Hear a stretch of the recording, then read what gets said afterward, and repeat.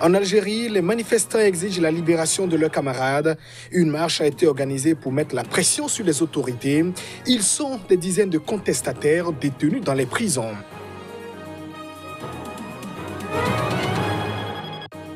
Le Conseil de sécurité de l'ONU se penche ce mercredi sur la situation en Libye. L'organe discutera d'une résolution. Le but visé est de tenter le rapprochement des différents protagonistes. Et puis, l'Afrique reste pour le moment épargnée des cas du coronavirus. Aucune contamination n'est encore signalée sur le continent. Une précision du directeur du Centre africain de contrôle de la prévention des maladies.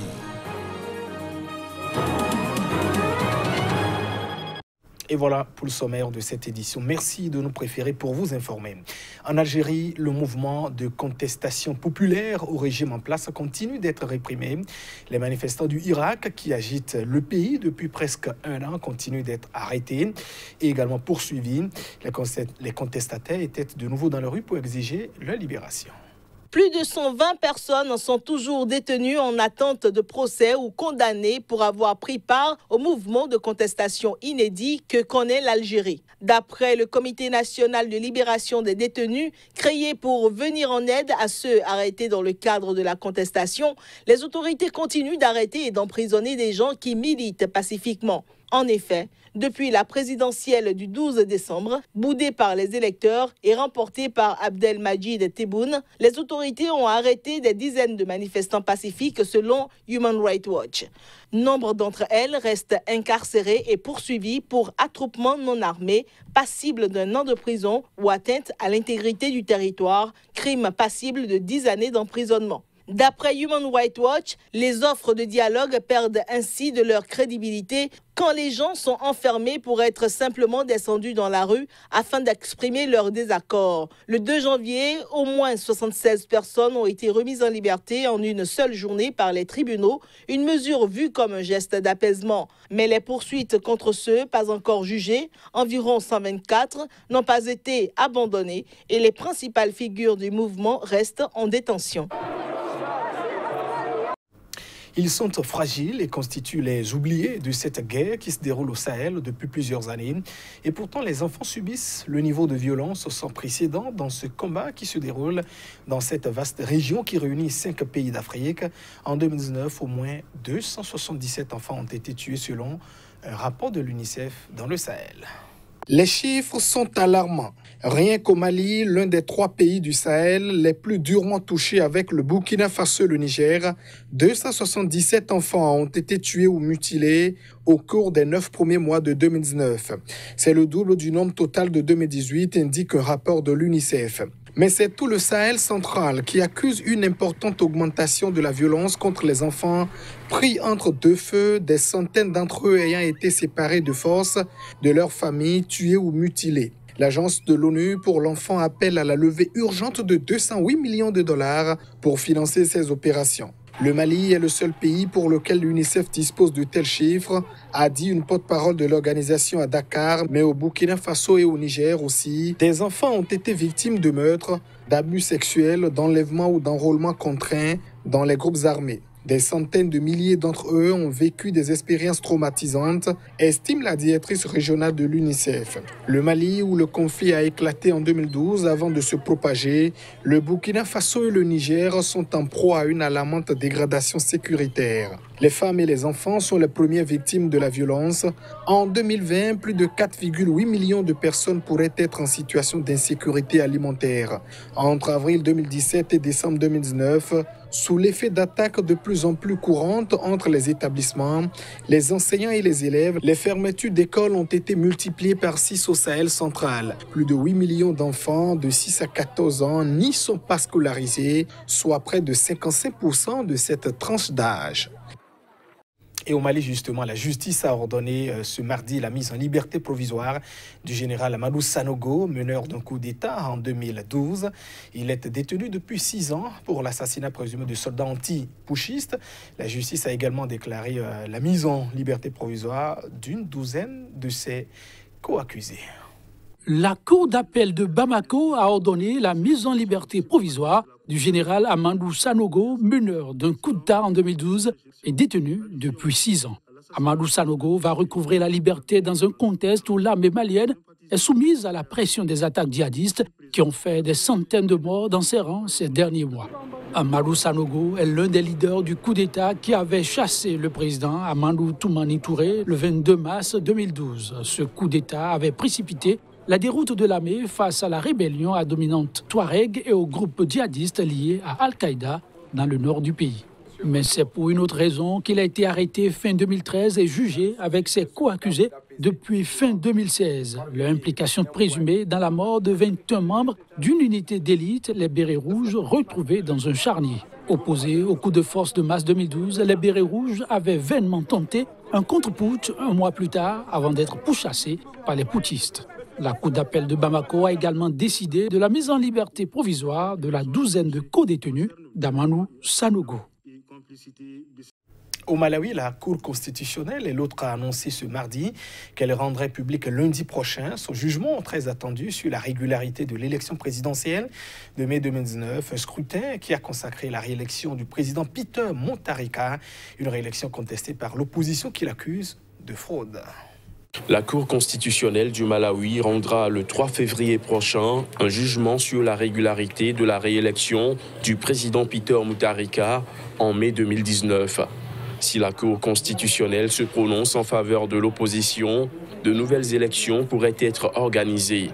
Au pouvoir depuis 2014, le sortant Peter Mutharika a été réélu en mai dernier avec 38,57% des suffrages selon les résultats de la commission électorale devant le principal candidat de l'opposition, Lazarus Chakwera, qui en a obtenu 35,41%. L'opposition a aussitôt dénoncé des irrégularités, dont un nombre à leurs yeux anormalement élevé de procès-verbaux de dépouillement raturés et a saisi la justice. Lors d'audiences qui ont passionné le pays, des témoins proches de l'opposition ont affirmé qu'au moins 1 million de bulletins de vote étaient irréguliers. Cependant, le camp du président Peter Mutharika a farouchement nié toute fraude. Signe de l'importance de ce dossier, la Cour a affirmé au début du mois que plusieurs juges avaient été victimes d'une tentative de corruption. Un homme d'affaires, propriétaire d'une banque malawite, a été arrêté à la suite de leur plainte. Pour maintenir la pression, l'opposition a organisé des manifestations de protestation dans le pays. Un cessez-le-feu permanent est-il possible en Libye? En tout cas, le Conseil de sécurité de l'ONU discute d'un projet de résolution sur le sujet ce mercredi. Il est aussi question de demander au secrétaire général de l'ONU des propositions pour la surveillance de cette mesure. Une réunion du Conseil de sécurité sur la Libye est prévue mercredi, mais plusieurs diplomates restent dubitatifs sur une adoption dès ce jour-là. Il s'agira de la première résolution sur la Libye adoptée par le Conseil de sécurité depuis le lancement le 4 avril d'une offensive par les troupes du maréchal Khalifa Haftar pour s'emparer de Tripoli. Depuis 10 mois, le Conseil n'a montré que des divisions sur le dossier, certains de ses membres soutenant politiquement ou militairement l'un ou l'autre camp dans le conflit. Le Conseil endosse les conclusions du sommet international tenu le 19 janvier à Berlin et réclame une application totale par tous les États membres de l'embargo sur les armes imposé en 2011. Aussi demande-t-il à nouveau à tous les États membres de ne pas intervenir dans le conflit ou de prendre des mesures qui l'exacerbent. Le texte discuté en Conseil de sécurité réclame aux belligérants de s'engager à un cessez-le-feu durable et permanent. Il évoque une séparation des forces et des mesures de confiance à définir par la commission militaire conjointe en gestation. Cette dernière sera formée de 5 membres issus du camp de Haftar et de 5 membres représentant le gouvernement d'union nationale. Les contributions d'organisations régionales à la surveillance d'un cessez-le-feu mentionnées dans le projet de résolution visent implicitement celles qui pourraient être apportées par l'Union européenne et par l'Union africaine. Et l'Afrique peut pour le moment se frotter les mains. Aucun cas de coronavirus, en tout cas pour l'instant, n'est encore signalé sur le continent. Ce sont les précisions du directeur du Centre africain de contrôle de la prévention des maladies.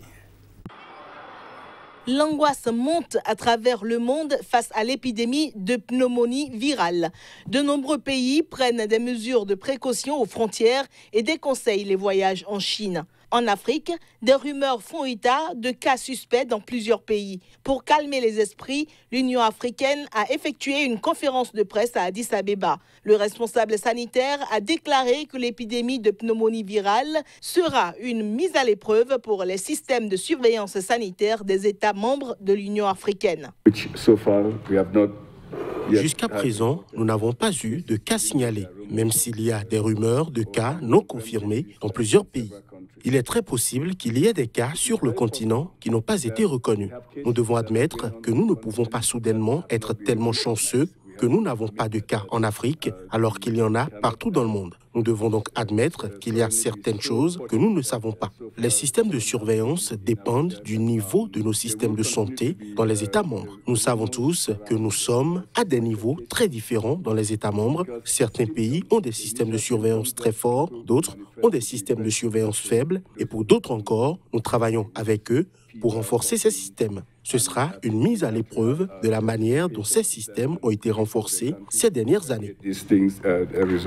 L'Organisation mondiale de la santé, qui juge la menace élevée sans toutefois déclencher une alerte sanitaire internationale, a indiqué lundi qu'elle ne savait pas encore si les personnes infectées étaient contagieuses avant de développer les symptômes de la maladie, comme l'affirment certains responsables sanitaires chinois. Berlin, Ankara, Washington ont à leur tour déconseillé les voyages en Chine. Plusieurs pays comme les États-Unis, la France, le Japon ou le Maroc préparent l'évacuation de leurs ressortissants présents à Wuhan, où le coronavirus est apparu en décembre. Benjamin Netanyahou évite de justesse un camouflet du Parlement israélien, la Knesset. Le Premier ministre a donc retiré sa demande d'immunité 1 heure avant le début d'un vote au Parlement. Il est inculpé pour corruption, malversation et abus de confiance.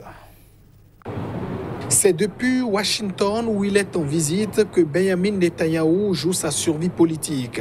Il a retiré sa demande d'immunité juste avant une session du Parlement qui devait porter sur sa demande. Le Premier ministre, qui a rencontré lundi son ami, le président Donald Trump, juge historique le projet américain déjà rejeté par les Palestiniens, ayant coupé tout contact formel avec l'administration Trump après une série de décisions jugées favorables à l'État hébreu. Et ce plan pourrait d'ailleurs être un précieux atout dans sa campagne pour les législatives de mars, d'autant que sa demande d'immunité avait été largement critiquée dans les médias et avait peu de chances d'aboutir car il ne dispose pas de majorité au Parlement, ce qui a d'ailleurs favorisé ce nouveau scrutin. J'ai informé le président du Parlement que je retirais ma demande d'immunité. Plus tard, j'anéantirai les allégations ridicules formulées contre moi, a-t-il indiqué dans un communiqué. Mais pour l'instant, je ne laisserai pas mes adversaires politiques utiliser ceci pour troubler la démarche historique que je mène à Washington. Le Premier ministre a été inculpé en novembre dernier de corruption,